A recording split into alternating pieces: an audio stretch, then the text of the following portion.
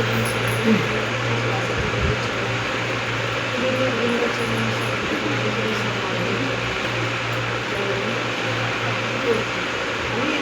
যখন আমি শুনলাম যে স্বপ্নার মায়ের বাড়িতে আমাদের সবাইকে আসতে বলেছে, পাঁচজন আমাদের ওই টাকা আমাদের সব কিছু ধারণা করবে, তখন আমি ওকে বললাম আমার ছিল আজকে জন্মদিন,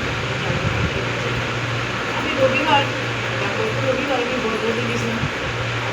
যখনই বড় কোনো সৎসঙ্গ হয় আমার বোন বলে ডাকে বেশি, আমি 3-15 বেশি সকাল থেকে ওখানে সৎসঙ্গ ঠাকুরকে ঘুরিয়েছে চারিদিকে, আমাকে বলেছিল যেতে, আমি যেতে পারি না। গিয়ে দেখলাম সত্যি সৎসঙ্গ বিরাটভাবে হচ্ছে, দারুণভাবে ঠাকুরের কথা গান খুব ভালো লাগলো আমার। আমি গেছি ওখানে গিয়ে আনন্দ করে খেয়েছি, দুপুরবেলা খাবার গান শুনতে, 5টা থেকে প্রার্থনা গান কথা আলোচনা সব কিছু বলছে। তারপর 7টার পর থেকে একটি 12 বছরের ছেলে কীর্তন করছে, তো এত সুন্দর গান করছে, এক একটা ঠাকুরের কথা বলছে, বুঝিয়ে দিচ্ছে নারদ কেন অহংকার করেছিল, যে বিষ্ণুকে ডাকছে এত, বিষ্ণু ঠাকুর ছোটো থেকে মানে প্রথম থেকে বলছে আমি কেন নারায়ণ মানে আমার মনের মধ্যে নেই, আমাকে কেন দেখা যায়নি সবসময়। তখন ব্রহ্মাকে বলছে যে পিতা আমি যে এত প্রভুকে সবসময় ডাকি, কেন আমাকে দেখা যায়? তখন বললো যে তোমাকে তুমি একবার এর কাছে যাও, মহাদেবের কাছে যাও। মহাদেবের কাছে পাঠিয়েছে, ওখানে উনি তাই বললেন যে তুমি বিষ্ণুর কাছে যাও। বিষ্ণুর কাছে গেছে, বিষ্ণু বলছে কেন? আমি সবসময় তোমার মধ্যে আছি, এখানে পাওয়ার না তার কী আছে? তুমি যখনই আমাকে ডাকো তখনই আমি তোমার কাছে সারা দিই।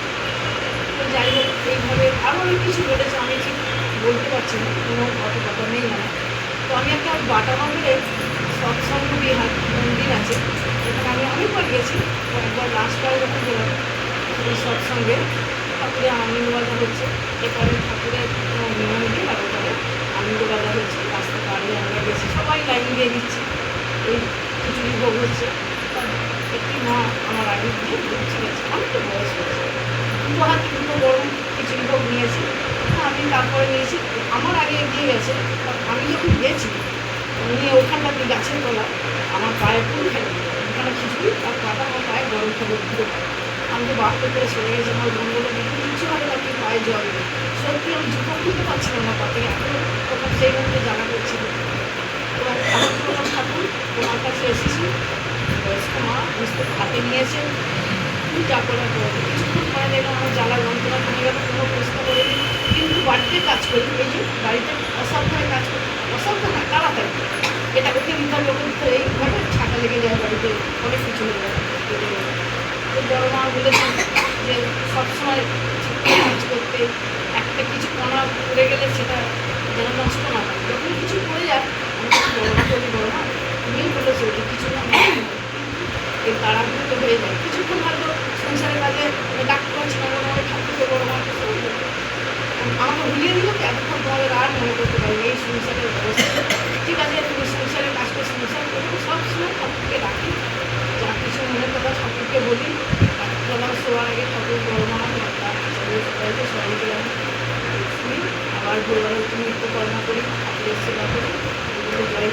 আমরা যেন সবসময় এই সৎসঙ্গে আসতে পারি, মাতৃসঙ্গে আসতে পারি, স্বপ্না মায়ের বাড়িতে, উমা মায়ের বাড়িতে আমরা যেন যেতে পারি, যেখানে সৎসঙ্গ হোক আমরা যেন সবাই যেতে পারি। এটাই আমি সকলেই যেন ভালো থাকে, ঠাকুরের চরণে